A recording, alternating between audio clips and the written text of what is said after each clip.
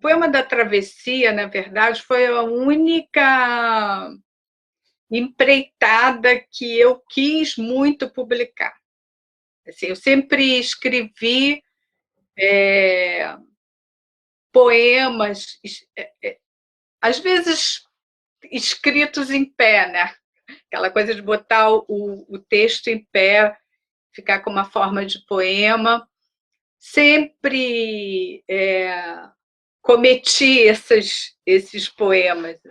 Mas Poema da Travessia foi uma série de poemas que eu fiz nessa progressão de um tempo de espera e que se referiam a uma viagem que eu ia realizar. A cada dia eu fazia um poema sempre muito curto, um registro de alguma coisa. Muitas vezes, quando eu escrevo algum poema, eu escrevo a partir de alguma coisa que eu esteja querendo elaborar numa outra linguagem. Eu sou muito reativa, eu acho, a linguagem da crítica. Terreno neutro. Desço aqui hoje. Estação sossego. Mapa aberto sobre os joelhos. Vejo estrangeiros na plataforma. Pensamentos em passos de pomba perturbam a espera. Sempre bom guardar um doce para depois. Esse poema que Oswaldo leu é uma referência ao Walter Benjamin, que seria exatamente o momento em que ele vai tentar passar para a fronteira do país neutro e ele guarda não um doce, mas um veneno. Nessa travessia, ao invés do veneno, o doce talvez seja isso, né? Uma tentativa de um doce veneno, como diz a Rita Lee. Acho que a poesia também pode estar ligada a essa imagem de um doce veneno, né? Não dorme, dorme, não dorme. Boca aberta, espera. Tira, põe. Dores esparsas. Faz, desfaz. Clandestino abarrotam purões com isto e mais aquilo. Roteiros vazios, velados. Diário incompleto. Eu fiquei muito contente quando vocês da Território cataram o livro e aceitaram publicar, porque esse é um livro que é muito importante para mim, assim, né? No sentido de que ele é muito verdadeiro. Existencialmente, ele é muito verdadeiro. O primeiro livro que eu escrevo é o Lapa, mas não é o primeiro livro que eu publico, né? Eu tinha lá na minha cabeça que eu não deveria publicar muito jovem. Deixar passar o tempo, depurar a escrita e, a partir, sim, de determinado momento, publicar. Depois eu escrevi Desestudos, né, que foi o primeiro livro que eu publiquei. O abismo era tudo. Beira do mundo, beiradinha de buceta e marulho. A especificidade de cada livro, né, quer dizer, e o caminho que eu vou tomando em cada livro, é um caminho de diálogo com as formas discursivas, né, que a gente encontra ao longo das nossas leituras, das nossas experiências enquanto leitores e escritores, né? E há muito tempo, né, quer dizer, eu já vinha com pequenos exercícios, né, de desimitações, quer dizer, pequenos exercícios de desimitações que eu acho que está dentro da minha obra toda, que é pegar um pouco a poesia do outro, né, e reconstruí-la, né, reconstruí-la seja de forma séria, seja de forma jocosa. Então eu vou desde romântica, parnasiana, Árcade, até a modernidade, né? E essa perspectiva, quer dizer, eu creio que tenha dado ao livro a construção de uma crítica não só literária, né? Mas também política. E a outra coisa que eu acho fundamental, né, dentro do processo poético, né, da construção da poesia, né, do livro de poesia, aliás, é você nunca dizer o que você está dizendo. Então, muitas vezes, o ponto que você está mirando não é o ponto exato das palavras, né? Mas é da construção sintática, morfossintática e semântica que vai te levar à leitura.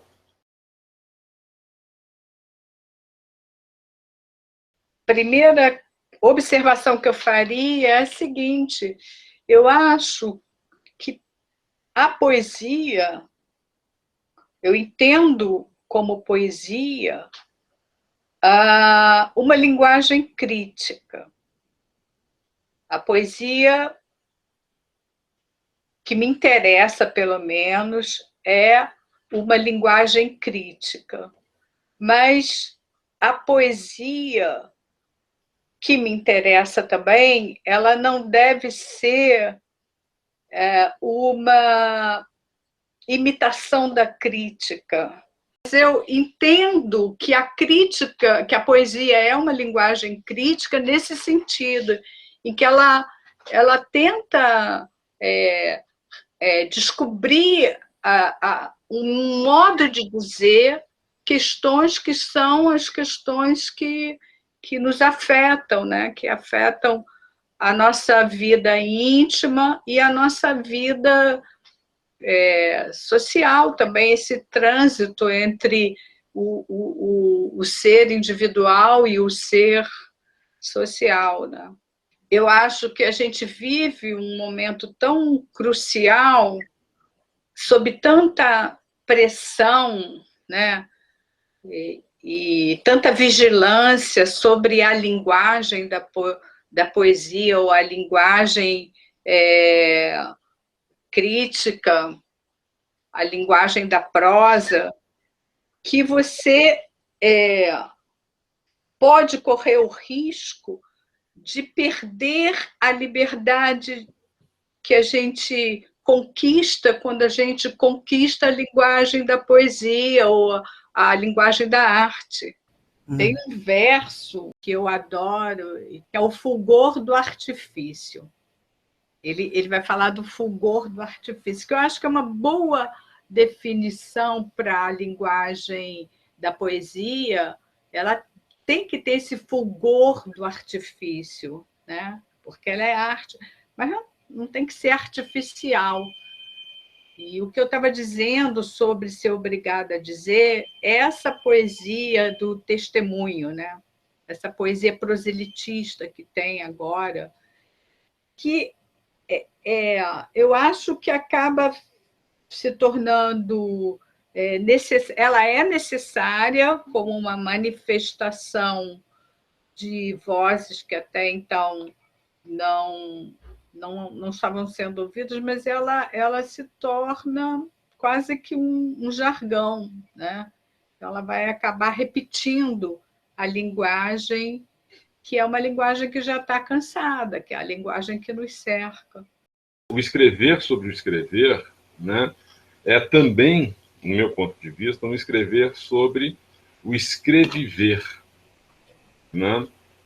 No sentido de que você não pode isolar, né, o teu poema, né, aí não estou falando do meu poema, do poema de qualquer um, numa perspectiva única, né? Quer dizer, ele tem que, assim como as grandes metáforas construídas, né, pelos diversos poetas e escritores de prosa também, ao longo do tempo, explodir para diversos sentidos. Você não é dono daquilo que você diz, né?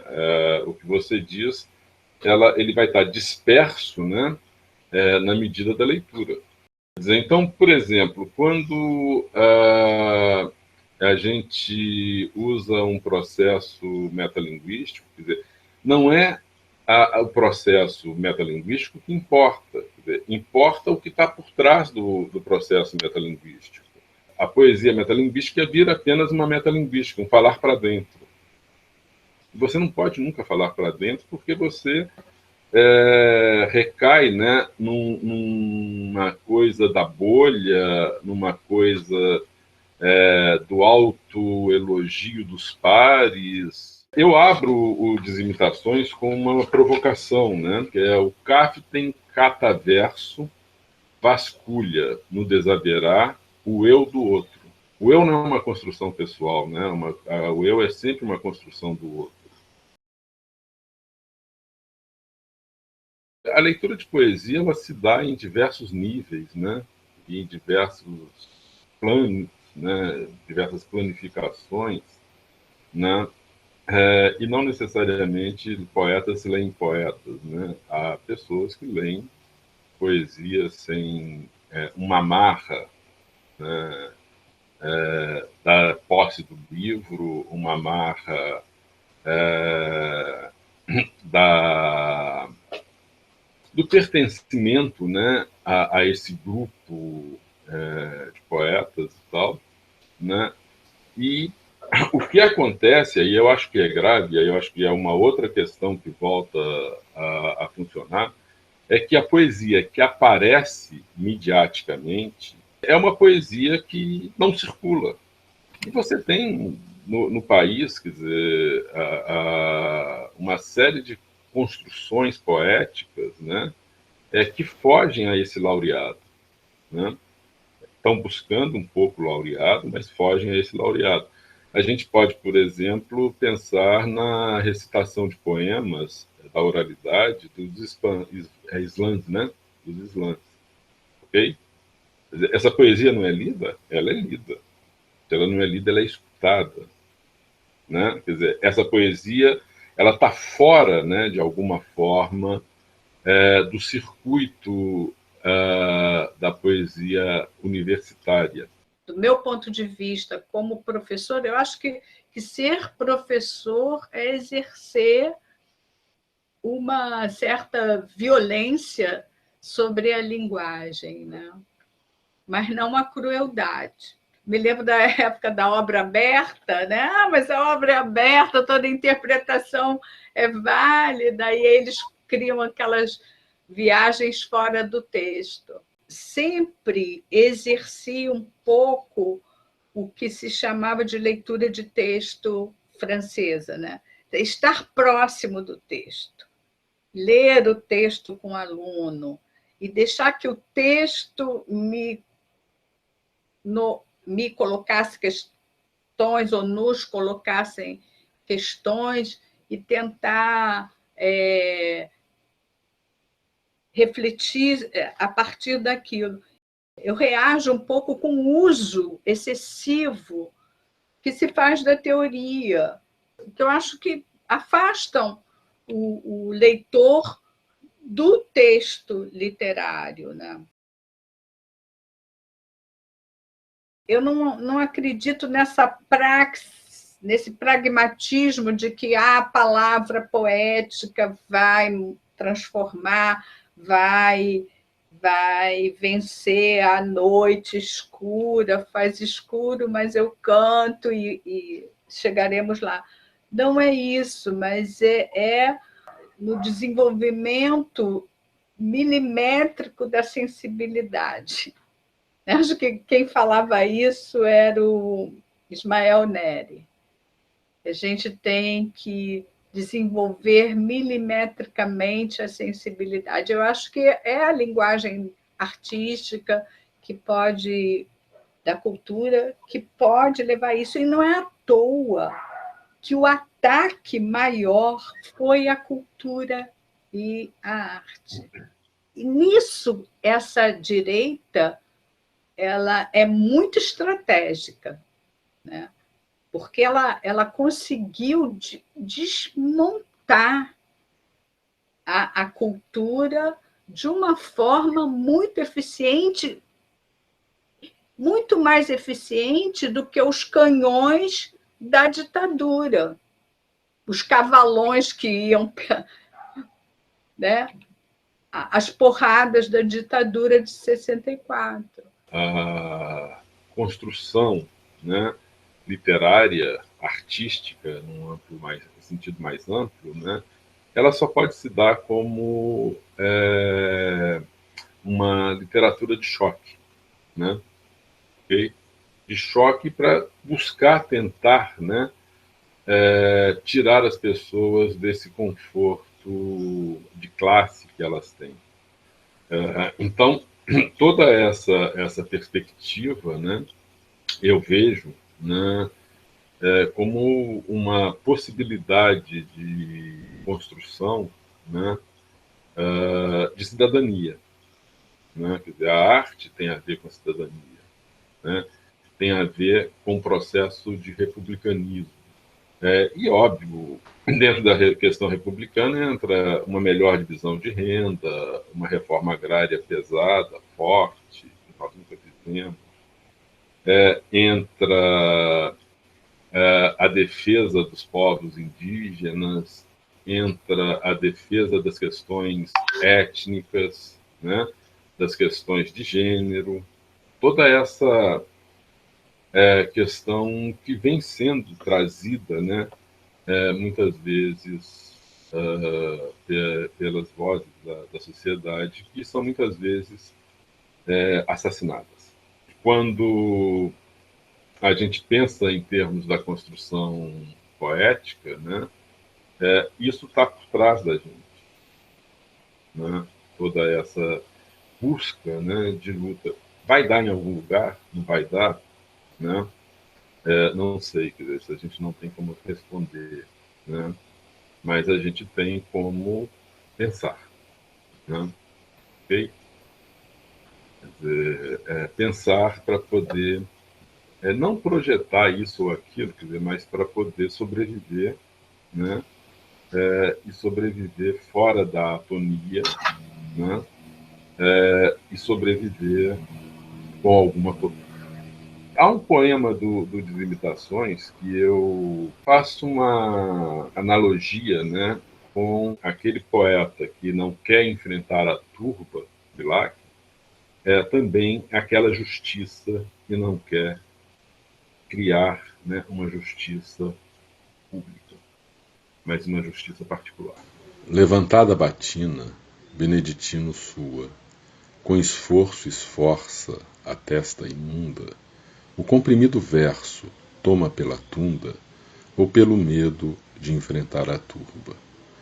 Disforme sem emprego pelos becos, beneditino corre como um pobre clérigo, de cuja paróquia rouba não o verso, mas o assalto em um templo grego. Eu acho que se a gente não tocar nesses assuntos, né, quer dizer, e não perceber a parelha que existe entre a vida social brasileira e a vida literária, artística brasileira, a gente não vai a lugar nenhum.